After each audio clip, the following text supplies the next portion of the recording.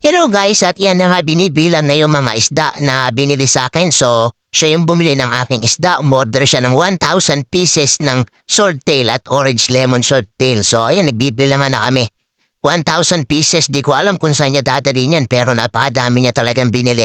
So guys, napaganda talaga mag-alaga ng ganitong isda.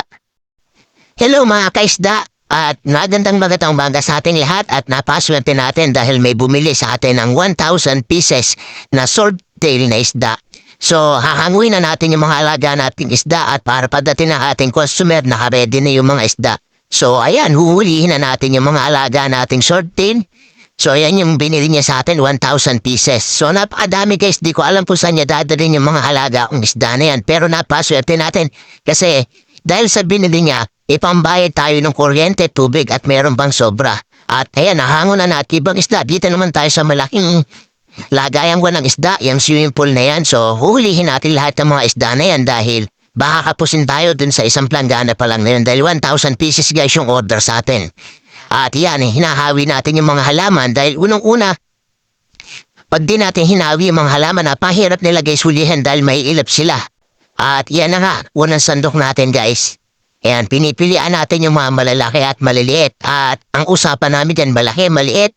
Same price lang din yan guys, basta 1,000 pieces. So dadalhin yan sa Arangke, sa bilihan ng mga isda. Siya nagsusplay sa binondo ng mga isda.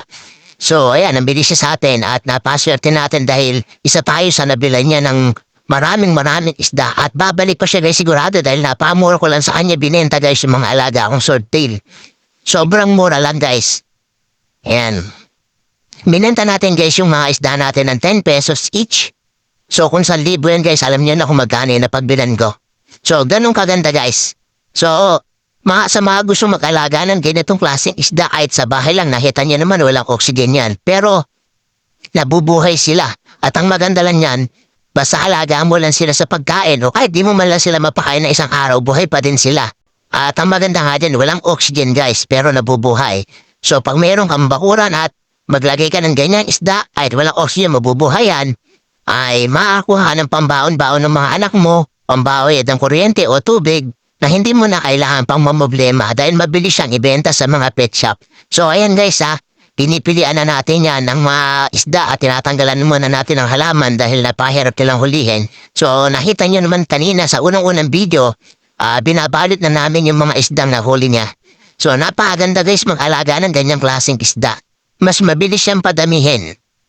At ang napakaganda niya, nakawala siya ng stress. Kung stress ka sa asawa mo, pag-alagaan ng isda guys. Pero ako di ako stress sa misis ko kasi maganda misis ko Tsaka mabait. Ayan, charot. Mabait talaga misis ko guys, tahimik yan. Pero napakaganda ng misis ko, charot.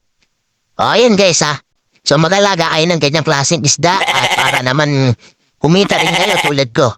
At ayan tinanggalan natin lahat ng mga halaman at uhulihin na natin sila isa-isa. Oh, yan, di ba? Grabe.